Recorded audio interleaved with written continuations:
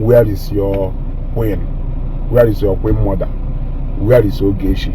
Where is Ogechi? Ezeugo kerebe Ogechi no. Ezeugo no ngola natala Ogechi.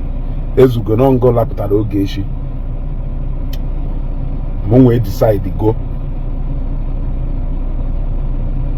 Kangu na ebe Ogechi no. Kangu ezu ike. Ka conscience munwa wezu ike. Because now the truth of the matter, I wanna na ike abugom. I'm very tired. I'm tired of all this. And I'm afraid the mmadụ na-ekwu na Ezeugo ha back ya na off. Na onye ọna dị involved back ya na off. No so Ogechi uzi onye follow na onye ọna abandon go Ogechi. You people are right. Go.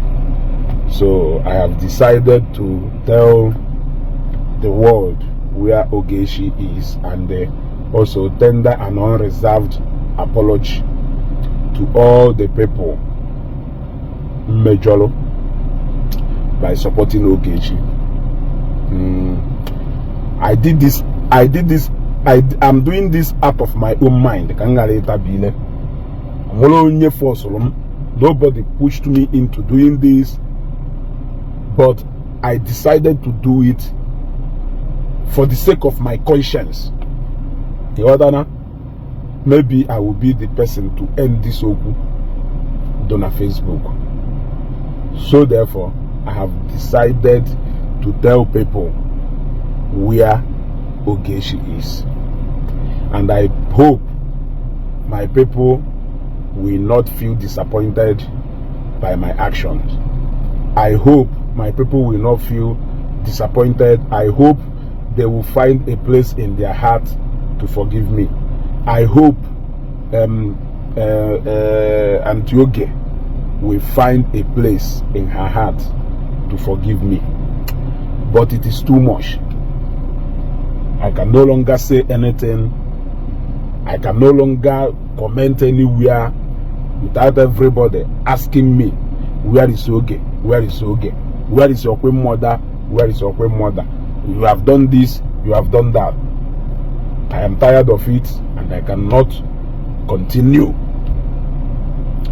So after I consulted one or two persons,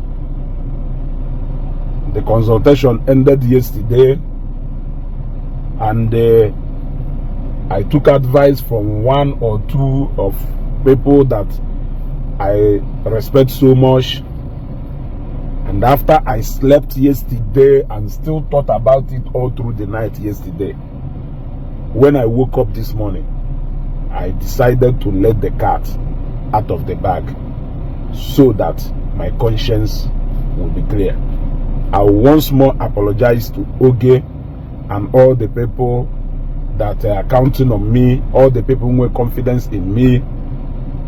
I don't know if I'm going to call this a betrayal or what, but I am sorry and I apologize.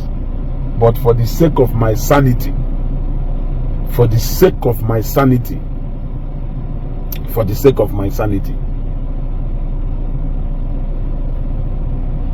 I am deeply sorry and I take responsibility for my actions.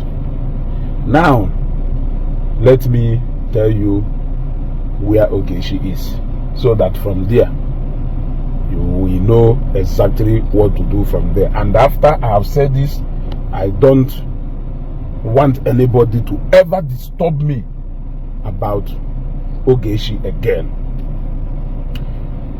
Ebe Ogechi no webe. In fact, according to the story, ekwu na that day Ogechi sugo wee pụta. No gakata lute somewhere. Ndenya na eno sị na ha na-ekwasịrị anya hafozi Ogechi n'ime moto.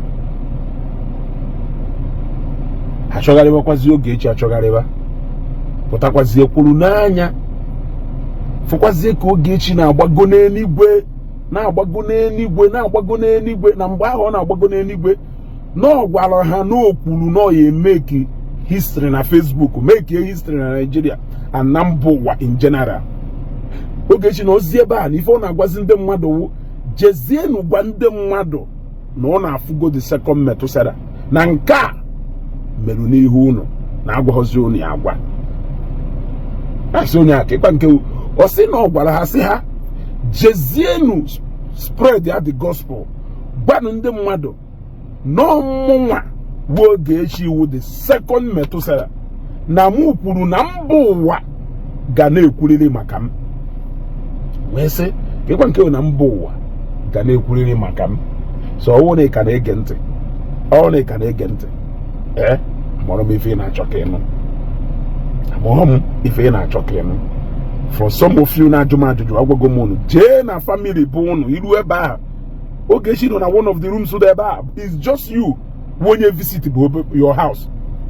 Go there, she's there waiting for you. Why are you asking me where Ogechi is? Kedu ife ị na-ajụrụ m ebe Ogechi nọ? Ogechi nọ na your family house.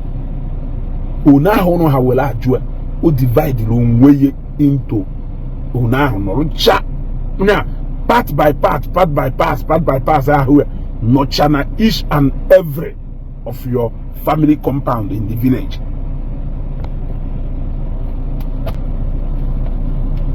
Nke a adịghị onye mgbe ị na-ayọcha asịrị. Sepụ na aka na asịrị. Na asịrị ada akwụ ụgwọ. Asịrị ada akwụ ụgwọ. Sepụ na aka na asịrị. Kudozie na asịrị ya na ọ na-akụ na asịrị ya. Kụta asịrị ya na mma. Ya wasị na magwa bụ ebe Ogechi nọ kịta. Because I am Ogechi's keeper. As Ogechi's keeper, I have told you now where Ogechi is. So it shows you ka ife Ogechi je ka go na onye nwe anyị kpa. Because na Ogechi na onye nwe anyị si etu a kurie ka Methuselah. So je ka go na kpa. I hope no nwe ife nkọwara. Amọdụ na me make sense. So it making sense. I don't. It making sense. Thank you guys for watching this video. Please subscribe on this channel, share this video, like, comment, drop your thoughts on the comment section, subscribe. Thank you for watching.